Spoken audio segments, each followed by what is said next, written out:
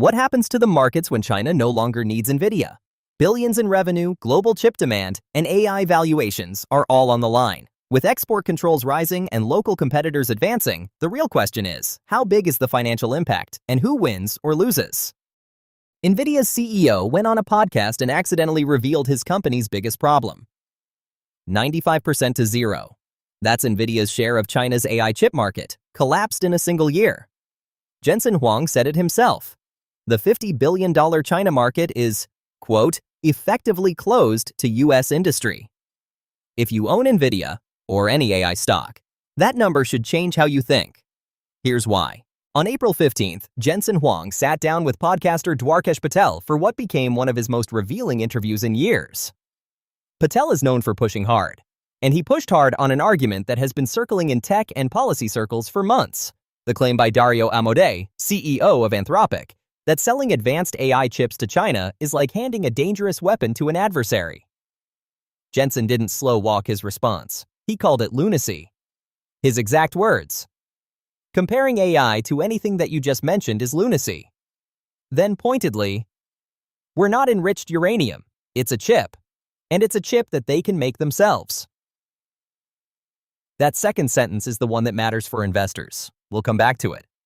9 days after that interview, on April 24th, DeepSeek, the Chinese AI lab, released its latest model. Frontier-level performance. It scored within 0.2 of a percentage point of Anthropic's own most capable model on a key software engineering benchmark. And it ran natively on Huawei's Ascend chips. No Nvidia hardware required. This was not a surprise to anyone who had been watching China's domestic chip development closely, but it was a confirmation. The first production-grade demonstration that China's domestically built AI stack can support frontier AI at scale. The U.S. export controls on Nvidia's advanced chips, in place since October 2022, were supposed to slow this down. April 24th is a data point on how much ground has been covered anyway. Jensen himself offered the clearest framework for understanding what this means structurally. On the Dwarkesh podcast, he described the AI industry as a 5-layer stack. At the bottom, energy, then chips, then systems. The servers, clusters, and interconnects, then models, and at the top, applications. Walk through each layer and ask where China stands today. Energy. China's electricity costs are lower than the US. Coal, hydro, and nuclear capacity is substantial and expanding. The power infrastructure to run AI at scale is not a bottleneck. Models. DeepSeek, Qwen, Kimi, Minimax. The speed of Chinese model development over the past 18 months has surprised even well-informed Western observers. The gap to the frontier, measured in months, keeps narrowing. Systems. Huawei is building a fully integrated stack: chips, software frameworks, cloud services, designed to function without any Western component in the critical path. Applications. 1.4 billion people. The largest AI application market on the planet. That's 4 of 5 layers. The one layer still contested. Chips is the layer the export controls were designed to lock. And on that layer, Huawei's current Ascend chips deliver roughly 60 to 70% of Nvidia's H100 performance on inference workloads. The next generation is in development, targeting further parity. The gap is real, but it is closing, and it is closing faster than most Western investors appreciate. Here is where Jensen's defense of open markets becomes his most important concession to investors. When he says it's a chip that they can make themselves, he's arguing that export controls don't work, that blocking Nvidia from selling to China doesn't stop China from developing AI. It just forces them to build alternatives. He's right, but hear what that argument implies. If China can make their own chips, if the Huawei Ascend platform is viable for training and deploying frontier models, as the April 24th launch demonstrated, then the customers Nvidia lost are not coming back. Not because of politics, because of supply chain logic. They didn't move to Huawei because it was better. They moved because it can't be sanctioned. They don't undo that restructuring because the ban lifts. Jensen was arguing that the window to sell is closing, that if America doesn't sell chips to China now, it loses influence and market share permanently. He's right about the window. What he didn't say, because it would be bad for his stock, is that for a meaningful portion of the China market, the window has already closed. The market hasn't missed this story, but it may have misread it. Nvidia is trading near its all-time high, around $213 as of this week, just off the $216 peak set on April 27th. Year-to-date performance is strong. By the headline numbers, the stock looks fine. But look at where money actually moved on April 24th, the day the DeepSeek launch confirmed Huawei's chip stack was production-ready.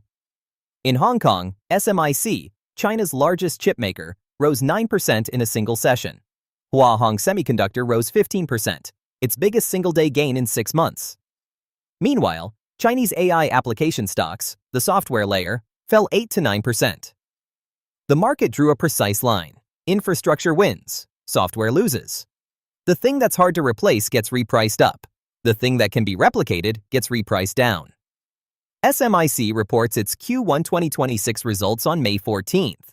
That will be the first hard earnings confirmation, or denial, of whether the domestic AI demand signal has actually translated into foundry revenue.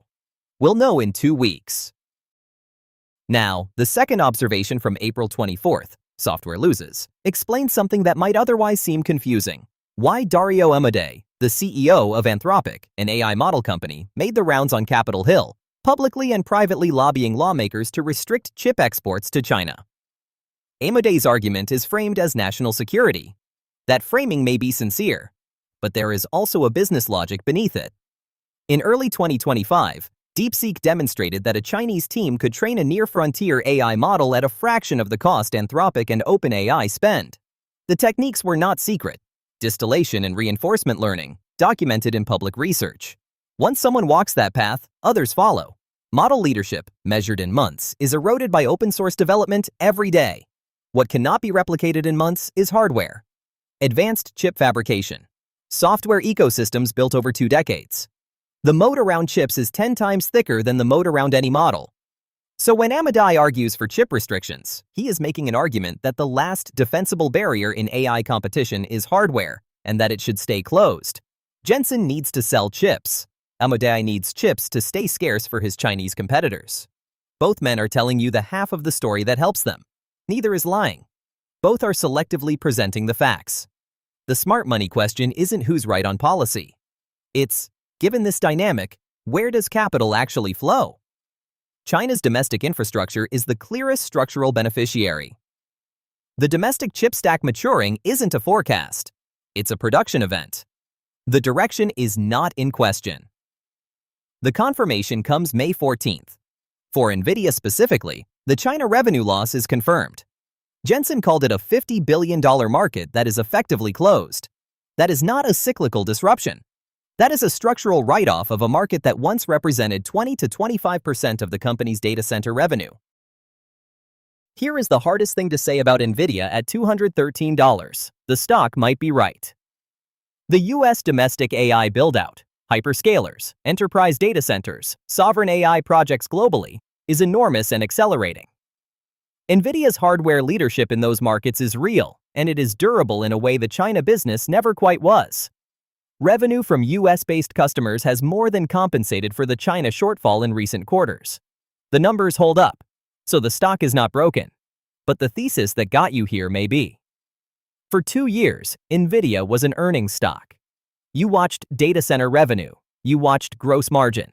You watched the quarterly call and the guidance. The logic was clean. More AI spending equals more Nvidia chips equals higher revenue equals a higher stock price. That framework still works for the domestic business. But the China situation has added a second variable. One that doesn't show up in earnings models. It shows up in Washington. Nvidia is now partly a policy stock, and policy stocks behave differently. Scenario A. Restrictions loosen. The Trump administration relaxes export controls. Jensen wins the lobbying argument. There's a rally, probably a significant one. But don't expect China revenue to recover to pre-2022 levels. A customer who spent 2 years building their supply chain around Huawei doesn't tear it out because Nvidia is suddenly available again. They keep both options. Nvidia re-enters a market where it no longer controls the price, where Huawei is an established alternative, and where the customer has been burned once and will not be caught without a backup again. The monopoly premium is gone, even in the bull scenario. Scenario B. Restrictions hold or tighten. Watch one specific threshold. When Huawei's next-generation chips reach 80% of Nvidia's H100 performance on training workloads. Today, the current generation is at roughly 60 to 70% for inference. When the gap closes to 20%, the cost-performance calculation changes for buyers, not just in China, but in any market where price sensitivity and supply security matter. At that point, Nvidia's valuation logic shifts from "there is no substitute" to "there is a substitute, but ours is better." Those two positions carry very different valuation multiples. The re-rating, when it comes, will be structural, not a one-quarter correction. Scenario C. Policy whipsaw. This is the most likely scenario. Look at what happened with tariffs over the past year. U.S. trade policy changed more than 50 times. Add, remove, pause, reimpose, exempt, re-restrict. The pattern for chip export controls will follow the same rhythm. Not because the policy is incoherent, but because the competing pressures are genuinely unresolved and the political incentives on both sides are strong. For long-term holders, the simple AI growth trade is no longer simple. Nvidia now requires you to monitor the Commerce Department's export control register as closely as you monitor the earnings calendar. If you are not doing that, you are holding a policy stock without watching the policy. For traders, the volatility in each policy shift is the opportunity. Every announcement, restriction tightened, license granted, diplomatic signal sent, is a potential entry or exit. The range is wide. The signals are readable if you know where to look. One final point. Nvidia's next earnings call is May 20th. Jensen Huang will be asked about China directly. What he says, and what he carefully does not say, will tell you more about the next 12 months than any revenue figure on the slide deck. Watch that call, but before you do, know what questions to bring to it. May 14th is a big day. 3 things land at once. SMIC reports Q1 2026 results, the first hard data on whether China's domestic AI chip demand has translated into foundry revenue. Alibaba reports earnings on the same day, and the disclosure to watch isn't revenue. It's whether they confirm an investment in DeepSeek at a $20 billion valuation. If that deal is confirmed, the company whose cloud business was supposedly being undercut by DeepSeek becomes its largest financial backer. That's not competition. That's a distribution deal. It changes the shape of the entire China AI story. Then 6 days later, May 20th, Nvidia's own earnings. The first quarterly call after the H20 export ban takes full effect. Whatever Jensen says about China that day will set the tone for Nvidia's valuation debate through the summer.